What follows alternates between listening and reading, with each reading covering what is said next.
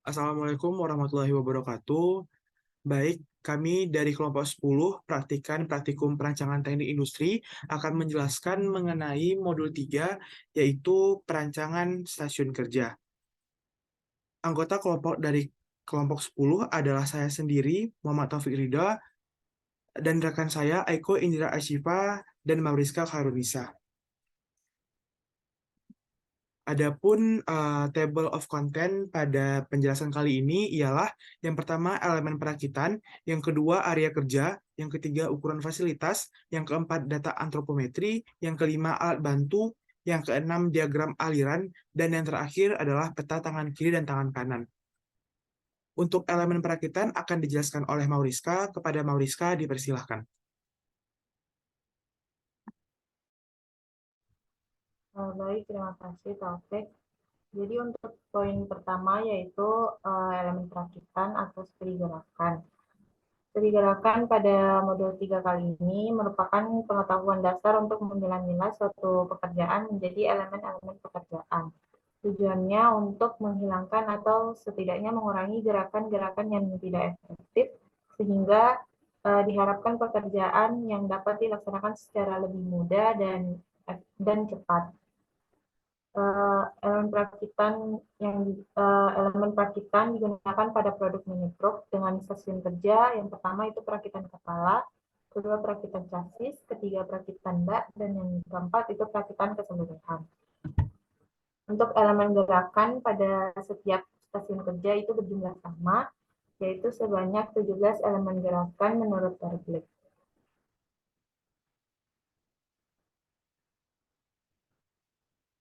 Jenis-jenis elemen tersebut yaitu yang pertama mencari dengan lambang Terglik, memilih dengan lambang ST, memegang dengan lambang G, menjangkau dengan lambang RE, membawa dengan lambang M, memegang untuk memakai dengan lambang H, melepas dengan lambang RL, pengarahan dengan lambang P, memeriksa dengan lambang I, merakit dengan lambang A, merencana dengan lambang TN, dan istirahat untuk menghilangkan patik dengan lambang R.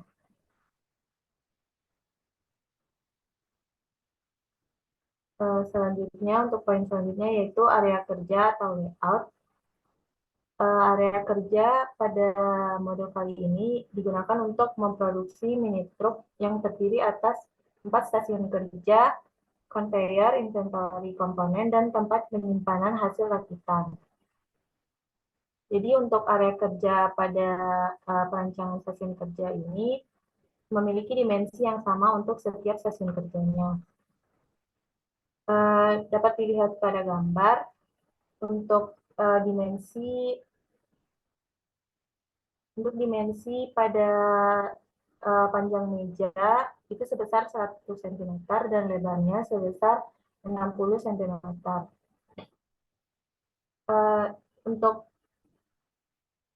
Untuk di atas meja itu sendiri terdapat posisi komponen atau alat bantu komponen penyusun yang berada di atas meja memiliki jarak sejauh 10 cm dari tepi meja yang bertujuan apabila barang tersebut tersenggol, maka tidak akan langsung jatuh yang menyebabkan penambahan waktu kerja. Terus alat bantu komponen penyusun ini memiliki jarak dengan area perakitan sebesar 10 cm. Area perakitan memiliki dimensi sebesar 80 cm untuk panjangnya dan 20 cm untuk lebarnya.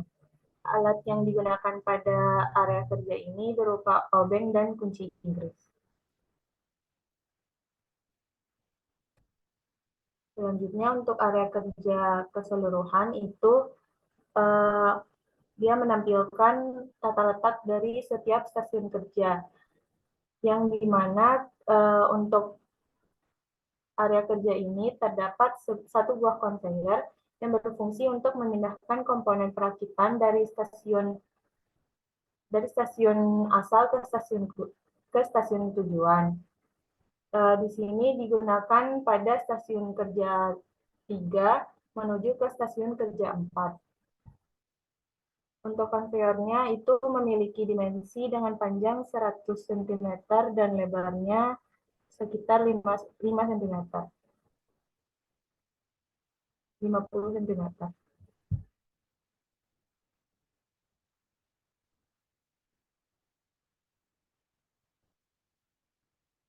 Baik, untuk selanjutnya ialah ukuran fasilitas yang akan dijelaskan kepada Aiko. Kepada Aiko dipersilahkan.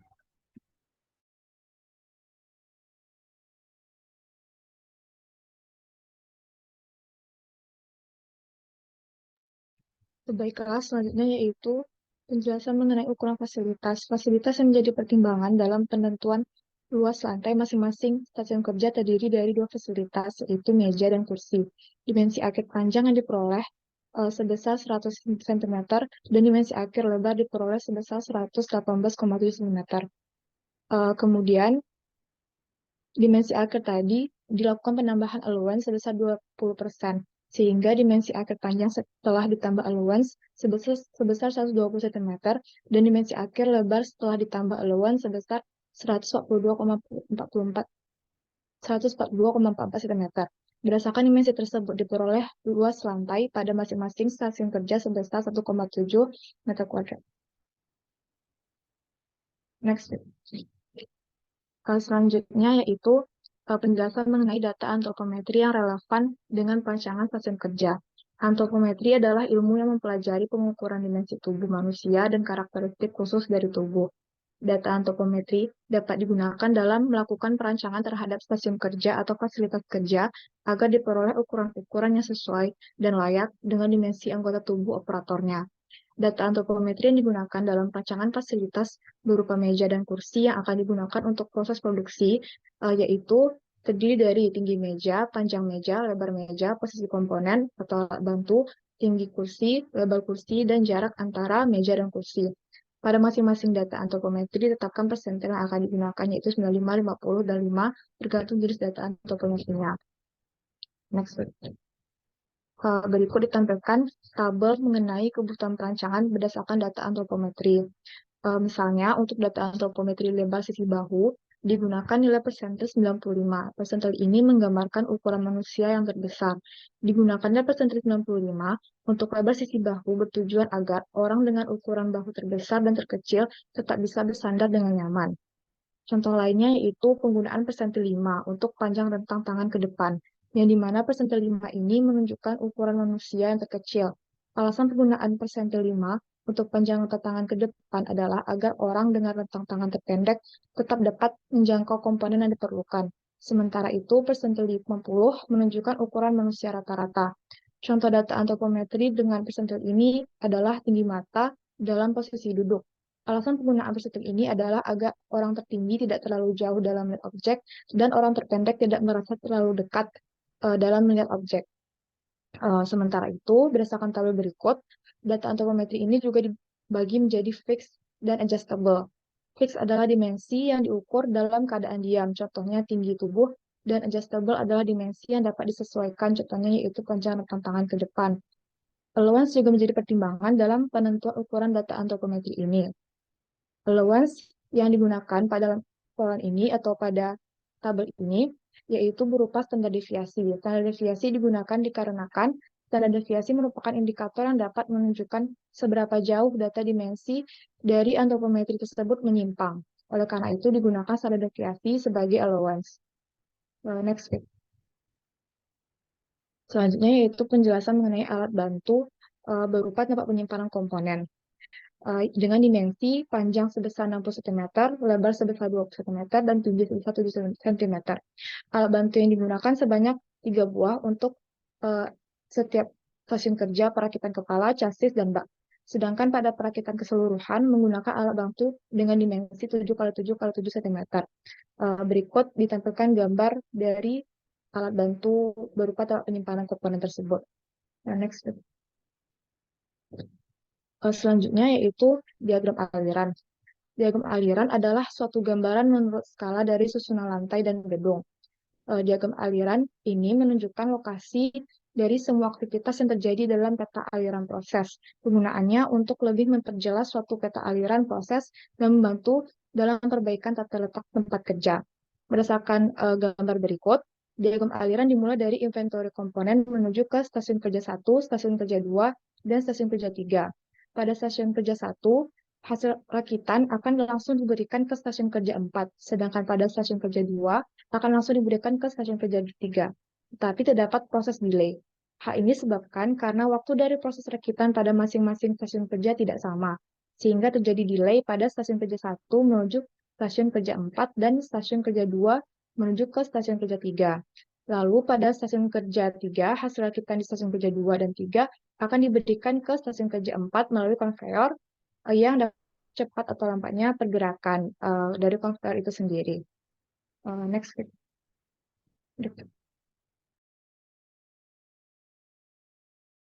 Baik, terima kasih kepada Aiko. Mungkin untuk selanjutnya akan saya jelaskan sendiri terkait dengan peta tangan kanan dan tangan kiri, di mana peta ini menggambarkan semua gerak-gerakan saat bekerja dan waktu menganggur yang dilakukan oleh tangan kanan dan tangan kiri. Adapun artinya ialah peta ini menggambarkan semua gerakan-gerakan saat bekerja dan waktu menganggur yang dilakukan oleh tangan kanan dan tangan kiri. Selain itu, juga menunjukkan perbandingan antara tugas yang dibebankan pada tangan kanan dan tangan kiri ketika melakukan suatu pekerjaan. Pada pembuatan peta tangan kanan dan tangan kiri, kita perlu memperhatikan urutan-urutan operasi yang dilaksanakan operator.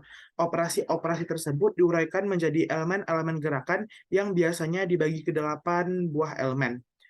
Di mana pada slide ini kita dapat melihat total waktu yang diperoleh. Untuk perakitan kepala sebesar 14,28 menit, untuk perakitan chassis sebesar 19,23 menit, untuk perakitan bak tanpa aksesoris sebesar 8,01 menit, untuk perakitan bak dengan aksesoris selama 10,3 menit, dan untuk perakitan subassembly atau keseluruhan selama 7,75 menit.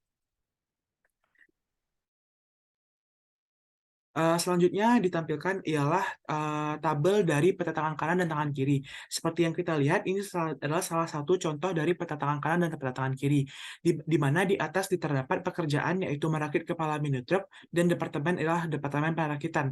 Nomor peta akan disesuaikan yaitu 1, di mana di peta ini adalah sekarang dipetakan oleh kelompok 10 itu sendiri dan tanggal dipetakan sesuai dengan tanggal yang akan dipetakan. Seperti contoh di mana tanggal dipetakan ialah tanggal 6 Oktober tahun 2022. Di sini kita dapat melihat bahwa ada beberapa kolom, di mana kolom paling kiri itu menjelaskan tangan kiri dan elemen pekerjaannya, dan di kolom paling kanan ialah tangan kanan dengan elemen pekerjaannya. Di sebelah itu ada jarak, di mana jarak ini ialah jarak dari tangan kanan itu sendiri kepada elemen kerja yang akan diambil.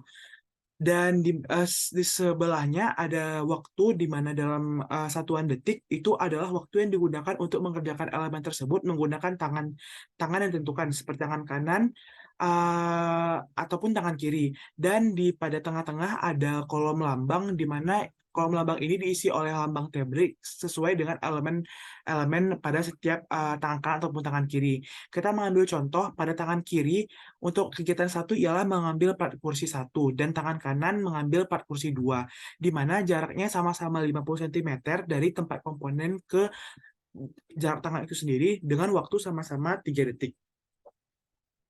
Karena elemennya itu ialah mengambil, maka lambang tabrik yang cocok ialah RE.